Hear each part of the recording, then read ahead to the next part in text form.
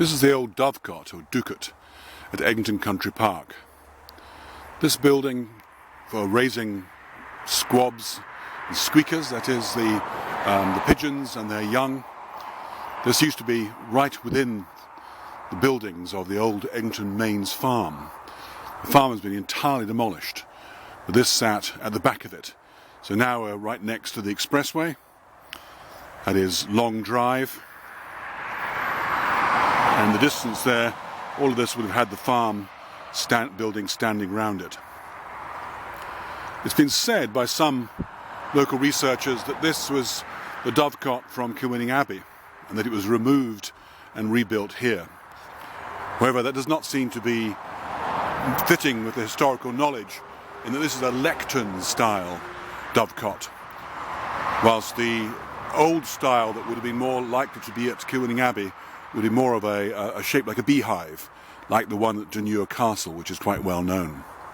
Also, some of these features, which make it look rather chapel-like, suggest that it's much more in keeping with the castle having been built something round about the year 1800.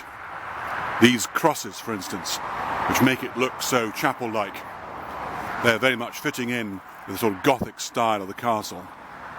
However, some of the stones here may be from the abbey.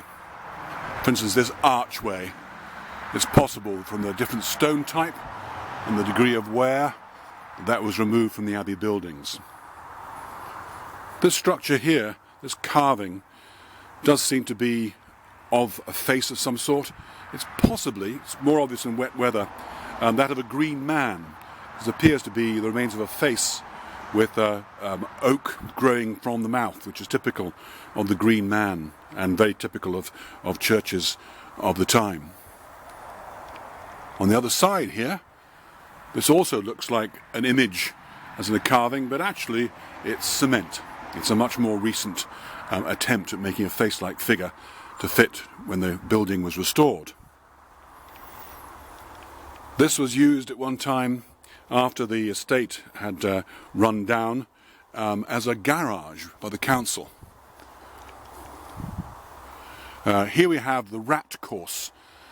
This line of protruding stone here is to stop the rats from running up the wall and getting actually into the Dovecote. The ledge above here, clearly replaced with sections of cement, concrete. This has been where the birds would fly in and land. We know that the 15th Earl was particularly fond of squabs, that is the young pigeons. They were very tender and very fatty, so very popular. Here we can make out the hole that has been repaired, that was knocked through the building to allow vehicles to come in when it was used as a sort of garage by the council at one point. Now, the keeping of pigeons was a very controversial affair. Only landowners with a substantial amount of land who grew a good degree of crop with cereals were allowed to have dovecots.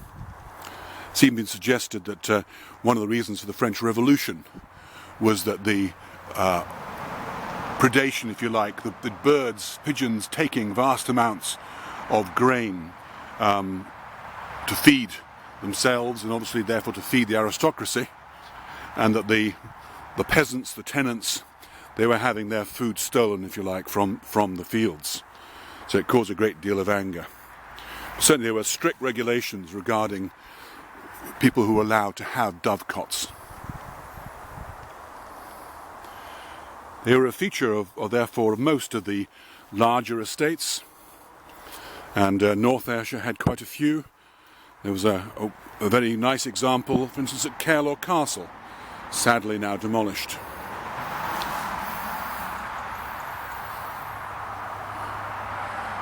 This example here was restored,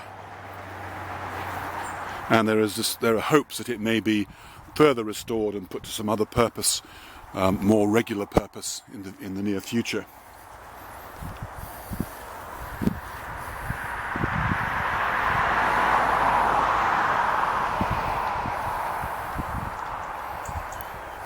There was a pheasantry nearby, There's even some suggestions this may have been used for pheasants later on in its days. Certainly there's no signs of the pigeon nest inside here, which would have been a series of stone boxes. Even the older photographs show no sign of that.